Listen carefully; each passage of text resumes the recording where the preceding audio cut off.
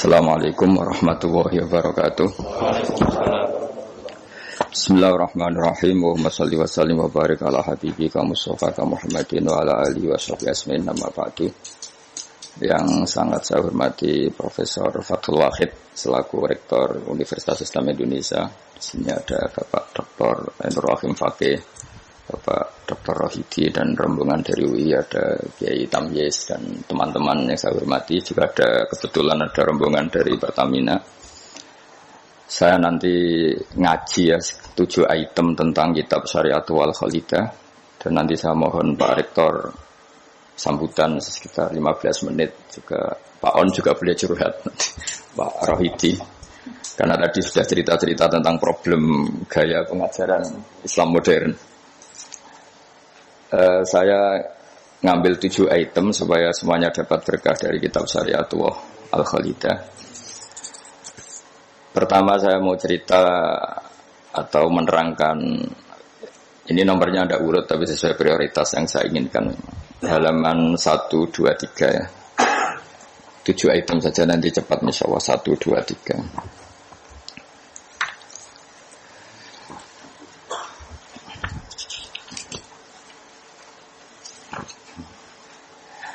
Nah, ini diterangkan di antara makalah ya, mutiara makalah yang disampaikan oleh Sayyid Hasan bin Ali, yaitu cucu Rasulullah SAW. Ketika ditanya oleh Imam Hasan Basri, kita tahu semua sanad thariqah sebelum Sayyidina Ali semuanya lewat siapa? Hasan Basri. Terus di Jawa jadi Hasan Besari, jadi macam-macam itu. Tukang oleh jeneng Jawa itu. Itu di antara makalahnya itu malam yu'min bi qadaillah wa qadari khairihi wa syarrihi faqad kafara. Tapi waman hammala dzambahu rabbahu faqad fajara. Jadi kalau orang tidak berkeyakinan qada qadar khairihi wa syarrihi minallah, dia berstatus kafir. Tapi orang yang mengkambing hitamkan Allah ketika dia dosa, faqad fajara. Dia itu orang yang enggak benar. Jadi ini sudah tengah-tengah, karena masyhur itu ada ulama ahli sunnah yaitu Imam Sanusi berdebat sama orang Mu'tazilah itu semalaman. Mu'tazilah itu tetap kokoh keburukan itu tidak dari Allah. Alasannya Allah itu memerintahkan kebaikan, masa menghendaki keburukan. Tapi pikirannya Imam Sanusi, idzan waqa'a fi mulkihi ma la yuridu. Alam raya ini kan seringnya banyak maksiat daripada taat. Berarti di alam ini lebih banyak yang terjadi bukan kehendaknya Allah. Berarti Allah kalah dong kalau gitu. Karena ingin baik ternyata yang terjadi buruk. Jadi ini kan problem. Kita sebagai mukmin juga problem. Mau nisbatkan jelek ke Allah tidak pantas. Mau bilang elek itu kreasi setan mayoritas. Berarti yang menang partainya setan, itu kan ribet. Yaitu faqad kafar. Orang yang mengingkari qada qadar itu kafir. Tapi ketika kamu dosa kemudian bilang kehendak Allah itu faqad fajar, kamu pecundang. Nah ini sudah tengah-tengah. Itu implementasinya monggo mawon, sementing ini itu makalah-makalah yang disampaikan Sayyid Muhammad. Terus sekarang halaman 14 ya. Dia ngambil 7 item. Ini acak saja karena ya emang kan gak mungkin nih Pak On ngaji lagi kan, sudah sepuh ya. Nah, ini teman saya lama, paling lama saya berteman di UI itu Pak On. Ini bawaannya Pak Zeni dulu. Pak Zeni juga pernah ke sini. Itu kalau nekuni tafsir itu ya pusing. Enak yang tinggal baca.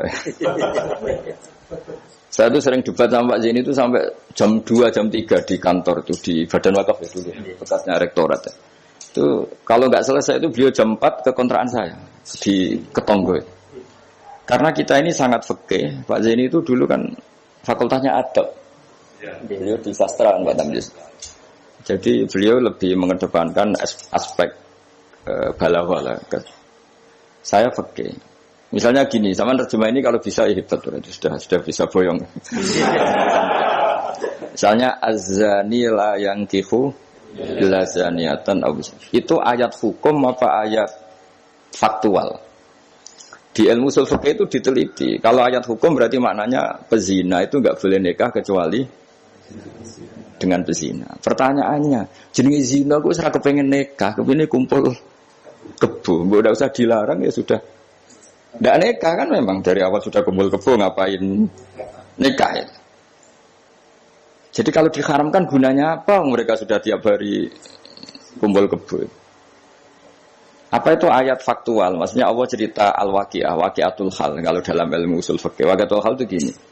Jenenge wong zina iku trene ya untuk wong sing padha-padha zania. Kan gak mungkin zanen kenalan mbek hafidhah gitu. Hafidhah kenalan. Jadi karena masa lalunya itu temannya itu yang entuk ya itu. Jadi itu bukan masalah hukum, tapi masalah faktual. Jadi kalau dosen ya untuk dosen kan, kira dokter ya untuk dokter kan, kira-kira gitulah. Orang itu akan mendapatkan sesuai komunitasnya. Kalau mahasiswa sesuai yang dipacar lah, orang akan menikah sesuai yang dipacar. Pacar terakhir baru. Yang dulu-dulu kan gagal. Nah, itu bedanya jauh nanti. Kalau itu dianggap ayat faktual, maka nggak dianggap nasah mansuh. Tapi kalau itu dianggap ayat hukum, pernah ada hukum bahwa orang yang soleh nggak boleh nikah zania. Terus hukum itu dimansuh oleh ayat wa ankihul ayama minkum wasolihina min ibadikum wa imam. Oh itu kan nggak bisa selesai. Mbok Sa'rawi, Mbok Imam Suyuti itu tidak akan selesai perdebatan seperti itu. Nah, kalau menurut asbabun nuzul ya mirip iya mirip enggak. Jadi dulu itu sahabat dulu kan punya masa lalu lah. Di antara sahabat itu ada yang punya pacar perempuan cantik, namanya tuh Anak. Ketika dia sudah Islam, sudah baik, masih kangen sama pacar lamanya. Pacarnya itu di Mekah. Ketika Fatu Mekah ingat lagi. Jadi kayak mantane sampean terus rondo nilai meneh. Manusiawi sekali terus. Walhasil terus tanya, ya Rasulullah kalau saya nikah anak boleh ndak? Tapi dia masih begitu, maksudnya masih profesinya masih seperti itu, masih PSK lah kira-kira gitu. Kira-kira baghiyah kalau dalam bahasa Arab itu baghiyah. Terus karena si cowoknya ini sudah afif, sudah soleh, sama Quran dilarang, jangan. Kamu orang soleh kok nikah sama yang seperti itu. Nah, larangan ini tuh larangan hukum, apa larangan sosial, apa larangan etika. Itu perdebatannya ulama usul fikih. Kalau larangan hukum, itu jelas keliru. Kelirunya justru Islam tuh ingin yang zania tuh nang nikah, dan statusnya zania itu hilang. Makanya Nabi itu punya sekian sisi unik. Karena beliau kadang ngendikan hukum, kadang ngendikan etika, kadang ngendikan tadi faktual, waqi'atul hal. Misalnya begini, ada seorang zania. Ini saya cerita aspek fikih. Zania sudah hamil, dinikahi orang lain.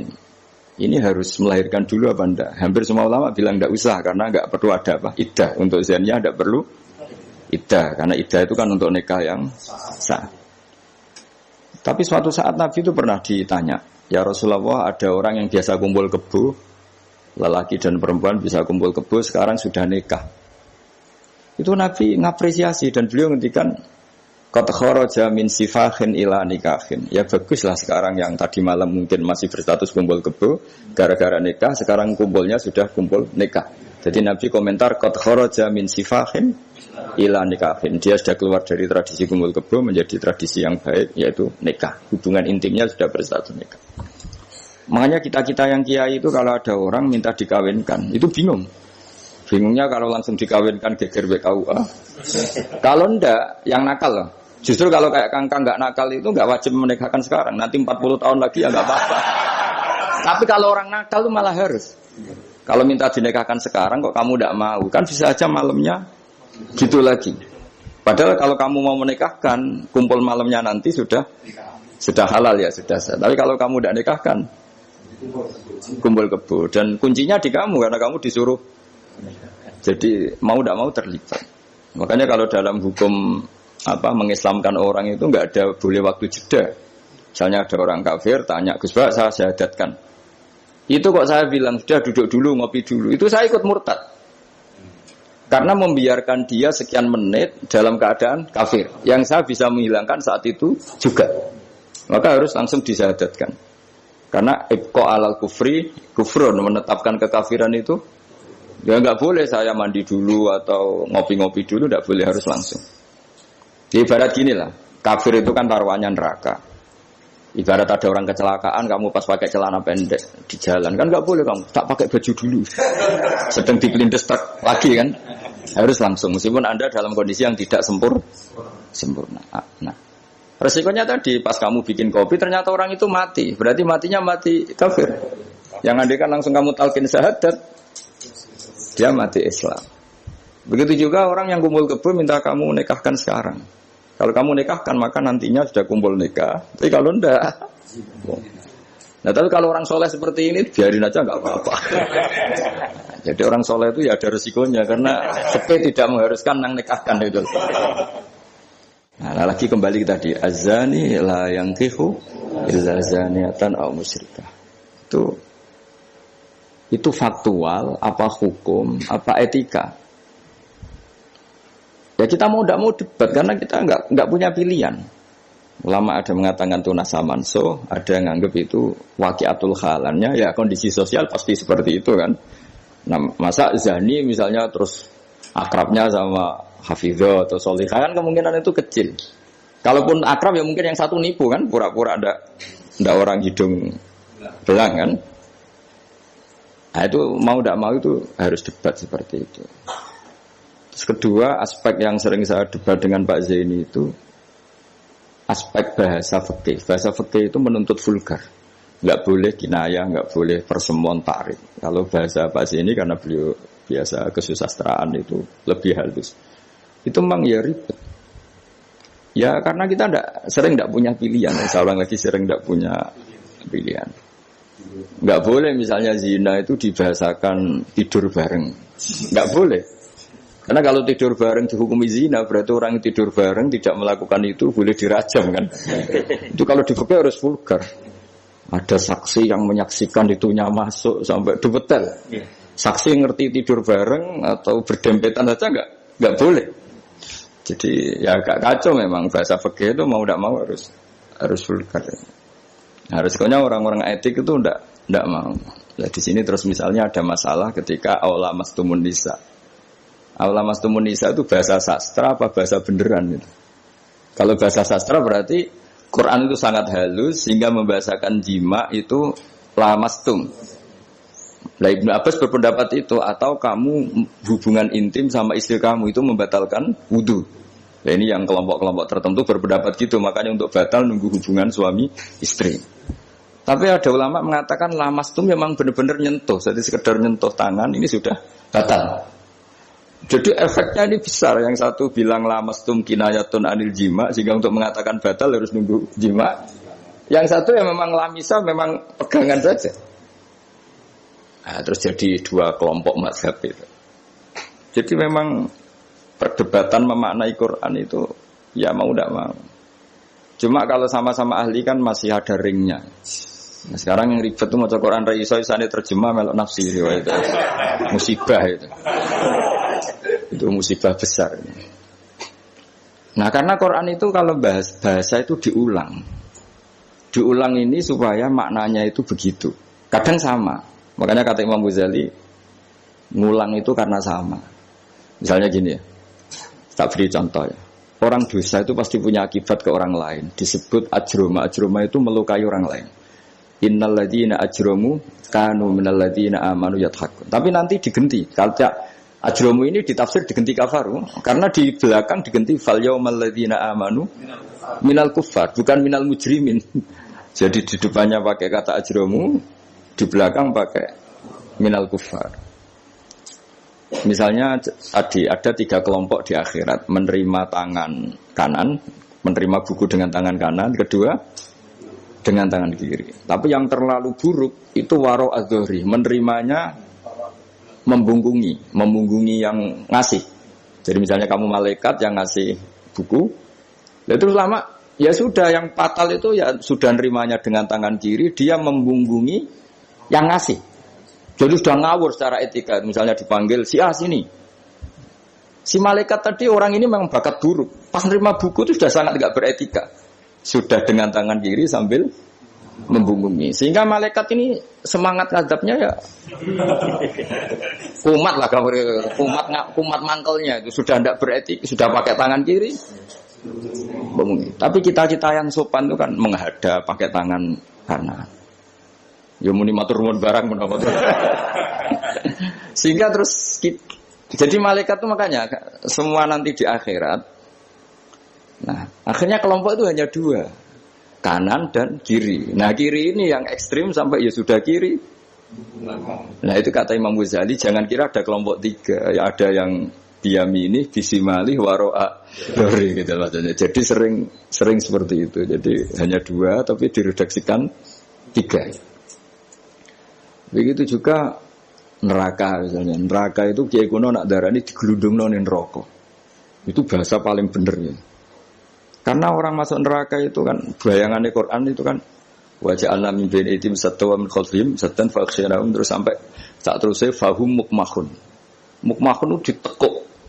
Nah itu sebagian Quran ngredaksekno yu'raful mujrimuna bisimahum fayukhadhu bin nawasi wal aqdam. Nawasi itu bathuk, aqdam itu delamaan. Jadi bathuknya ditekuk sampai nyium. Jadi kiri-kiri gambarannya itu gini, ditekuk gini, ininya diikat sampai kena kaki. Nah bentuknya sudah kayak bola, makanya wong kuno nak darani itu diglundungno ning neraka. Kamu tidak usah praktek, maksudnya ini jadi. Tapi gambarannya memang gini. Inna ja'alna fi a'naqihim aghlalan. Terus fahiya ilal asqan fahum mukmahun, ini di rantai, dicancang, dikenakan ini. Ya ini apa itu peragaan saja. Ya nanti enggak usah apa dipraktekkan. Nah karena bentuknya sudah gini, terus ya nah neraka itu bawah. Ya neraka itu kan posisinya bawah. Mulane darani munggah swarga karena surga itu naik. Digludungno ning. Nah ini cerita kealimannya wali-wali dulu. Jadi membahasakan masuk neraka itu digludungno. Karena posisi sudah kayak bola itu. Diikat dengan bentuk seperti itu kan. Nah, redaksi yang di Yasin yang tadi aghlalan fayya ila asqan fahum mukmahun itu ya sama dengan redaksi yang di surat Rahman yu'araful mujrimuna bisimahum fayukhadhu bin nawasi wal. Nah hal-hal seperti ini tuh, ini sekaligus saya curhat ya ke Pak Rektor. Jadi memang tafsir itu nggak orang yang menguasai Quran karena lafadz, kalau bahasa kasarnya lafadz jebakannya banyak. Maka kata Imam Ghazali dalam Ulumul Quran, fayadhunnu dzannun, orang mengira bahwa itu kelompok yang berbeda karena dengan redaksi yang padahal itu kelompok yang sama karena Quran itu balaghah, Quran itu adab. Ya tadi keahliannya Profesor Zaini di sisi ini itu tahu. Jadi memang ya seperti itulah nangani Quran. Sehingga dulu Imam Syafi'i ketika ditanya orang boleh tayamum itu kapan? Ya kalau tayamum karena tidak menemukan air di padang Sahara karena tidak ada air, sarannya nyari-nyari dulu. Nyari-nyari air ke sekelilingnya ya. Kalau ada kafilah ya tanya-tanya bawa air enggak, baru kalau enggak menemukan baru tayamum. Ketika ditanya mat dalil ala dalik, lalu dalilnya apa? Imam Syafi'i dengan enteng baca falam tajidumaan, kemudian kamu tidak menemukan air. La yuqalu liman lam yatlub lam yajid wa innama yuqalu lam ya'rif. Di mana-mana tidak menemukan itu ya sudah mencari, baru namanya tidak menemukan. Bagi yang belum pernah mencari tidak bisa dikatakan tidak menemukan. Jadi itu la yuqalu liman lam yatlub lam yajid. Bagi yang belum pernah mencari namanya tidak menemukan, tapi namanya tidak tahu. Nah, itu contoh-contoh ijtihad Qur'ani ya. Jadi ya lafadznya Quran hanya falam tajiduma'an. Tapi namanya tidak menemukan berarti ada sabqit tolab. Mesti dimulai mencari. Ya, terus berikutnya ini ya acak saja. Enggak sampai 7 ya enggak apa-apa, sekenanya aja. Ini kan curhat susahnya terjemah. Makanya terjemah itu antar orang alim ya beda, bodoh sama alim tambah beda. Cuma yang satu ngawur lah, yang enggak ngerti ngawur itu kalau tidak tahu kok. Ya, halaman 42. Nah, ini yang masalah qiyas. Fannasu wa ingkana khoson lakinnahu yasiru aman. Nas itu meskipun waqiahnya itu khusus, lakinnahu yasiru aman. Pada akhirnya menjadi umum. Ya. Menjadi umum itu karena mau tidak mau ada kias. Kias itu analog, kenapa? Atau pola. Misalnya gini, yang dicontohkan di sini misalnya Nabi memang hanya ngendikan layak tilqadi wa khutban. Enggak boleh seorang hakim memutuskan hal-hal yang krusial dalam keadaan emosi. Khutban itu emosi yang sangat.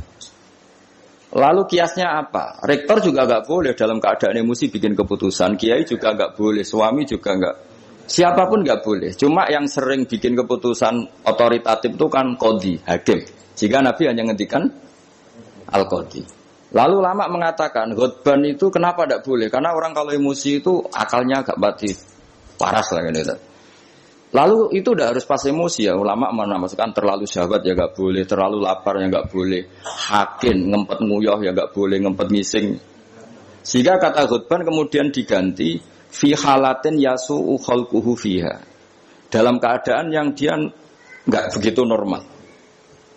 Di antara nggak begitu normal, terlalu syahwat ya nggak boleh, terlalu emosi nggak boleh, terlalu lapar, lalu nahan kencing, nahan BAB dan sebagainya.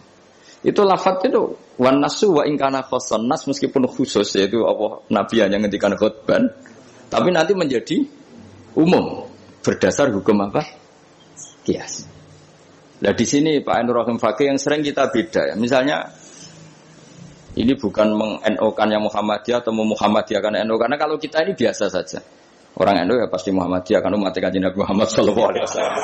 Orang Muhammadiyah ya pasti dengar NO lah karena gerakannya ulama, masa tidak mendengar ulama. Tapi setelah jadi ormas ini jadi yang NU tidak Muhammadiyah, Muhammadiyah tidak NU. Misalnya kamu NU ditanya Allah, akun tamin ummati Muhammad, ya naam. Itu bahasa Arab ummati Muhammad itu. Muhammadiyah tak kau iki anut sopo ya anut ulama.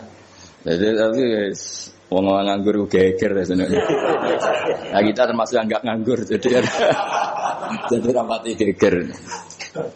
Saya beri contoh. Nabi itu ketika habis sholat, itu akbala ali Nabi wajis, langsung berputar menghadap ke kita. Jadi kalau di Indonesia langsung menghadap ke timur. Itu ada yang mempraktekkan dan itu bagus. Jelas semua teks hadis seperti itu. Tapi di beberapa hadis itu insorofaan yamini, kadang insorofaan simali. Karena begini, Nabi itu kalau sholat, itu orang yang dari 7 kilo, 8 kilo semuanya lari. Kepengen makmum Kanjeng Nabi.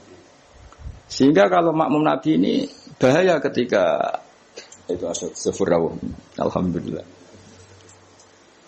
Memang janjian rawuh. Ya saya teruskan ya. Jadi ternyata di surahul hadis, para pensarah hadis ketika Nabi menghadap ke timur dan itu ya banyak yang meraktekkan dan menurut saya tidak masalah. Itu karena Nabi tidak ingin orang yang datang terlambat, kalau dalam bahasa fikih disebut masbuk. Itu Nabi ngira fi sholatin, padahal hakikatnya sudah tidak sholat. Jadi andaikan Nabi tetap menghadap ke barat, misalnya di Indonesia, dengan posisi duduk yang sama, maka yang datang terlambat langsung usolli fardhu zuhri, makmuman, dengan arti makmum ke Nabi, terus duduk. Nah kalau dia makmum, padahal Nabi nyatanya sudah selesai. Itu sholatnya tidak sah, karena menggantungkan sholat atau iktimam dengan orang yang sudah tidak sholat. Nah sehingga gerakan Nabi ini dianggap maklumat kalau beliau sholatnya selesai. Nah karena filosofinya itu maklumat kalau sholatnya sudah selesai, ada yang milih memang benar-benar ke timur juga maklum kan, gak mungkin sholat madhab ke timur. Sehingga yang datang tahu. Terus ada yang milih ngalor. Jadi sebetulnya itu bisa pakai. Ya kayak orang tahlilan pakai keplok sudah selesai itu kalau sebetulnya bisa pakai apa saja, yang penting memaklumatkan kalau sholatnya itu. Nah, ini yang ngendikan tidak saya, kitab Fathul Bari karangannya Ibnu Hajar Al-Asqalani, Syarah Bukhari paling populer. Nah itu yang disebut Sayyid Muhammad wan nasu wa in kana khoson fa innahu yasirun aman. Ya kayak tadi misalnya laiktil qadi wa huwa khutban, kemudian khutban ini memasukkan semua kondisi yang kita kurang fit. Itu tidak boleh bikin apa? Keputusan. Qadhi ya juga kita ganti. Tidak harus qadhi, Pak Rektor, Pak dosen, seorang suami kalau bikin keputusan jangan dalam keadaan yang khutban atau ngempet nguyuh, ngempet ngising, hakin itu. Kalau dalam bahasa Arab hakinan itu. Nah ini penting saya utarakan karena kalau kita terlalu tekstualis, itu nanti kita naik Innova tidak perlu baca subhanalladzi sakhkhara lana hadza. Karena ayatnya itu kan wal khayla wal bighala wal hamira litarkabuha wa zina. Ini tidak ada Innova ini. Ayatnya ya litas tahu ala ya sumatas guru ni'mata rabbikum idza stawaitum alaihi wa taqulu subhana. Ini kan jelas litas tahu ala zuhur, ini Innova tidak ada zuhurnya, ini tidak ada punggungnya.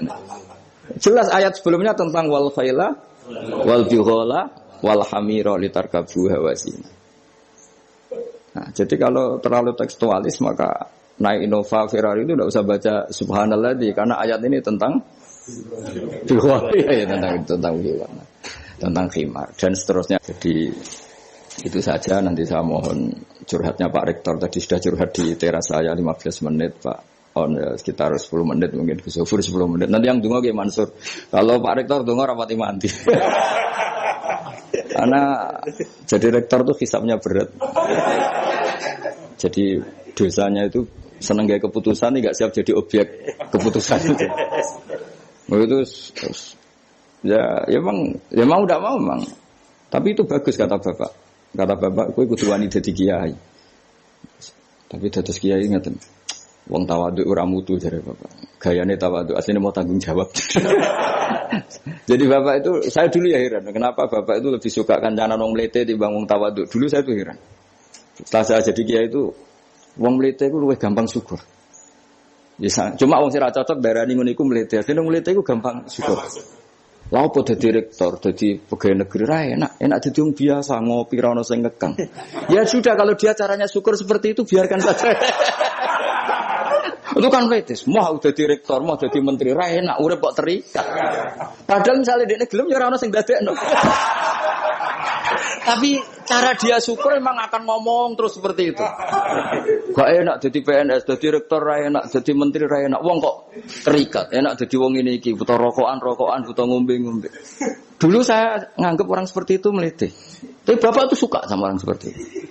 Setelah saya jadi kiai itu tahu ternyata itu bahasa syukur.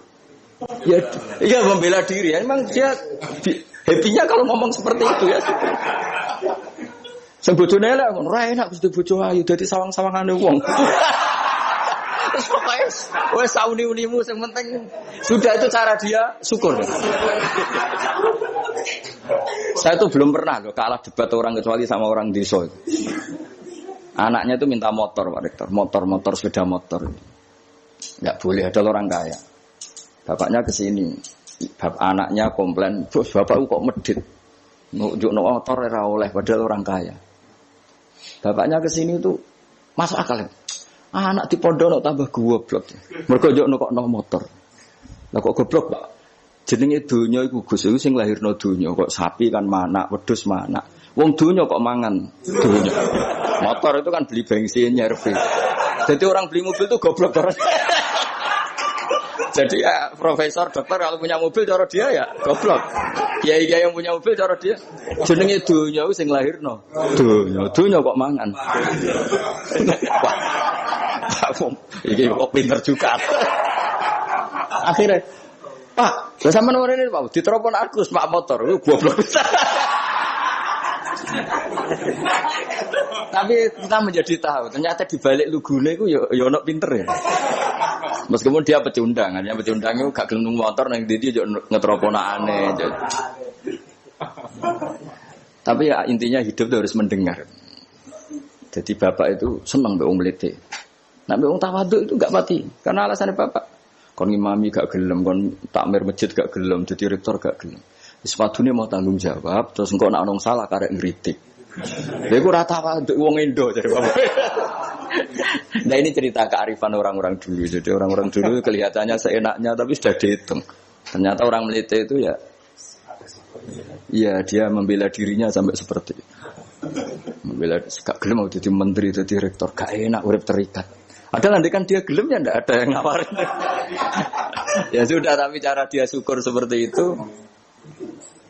Bisa mohon sekali lah ini khataman syariat wal khalida. Mungkin saya mohon Gus Yofur untuk cerita hubungan Mbah Mun dengan Said Muhammad yang Pak Rektor sama Pak On ini curhat. Monggo secara berurutan kalau mohon sekali supaya semuanya dapat berkah dari Said Muhammad bin Alawi Al-Maliki Al-Hasan. Monggo.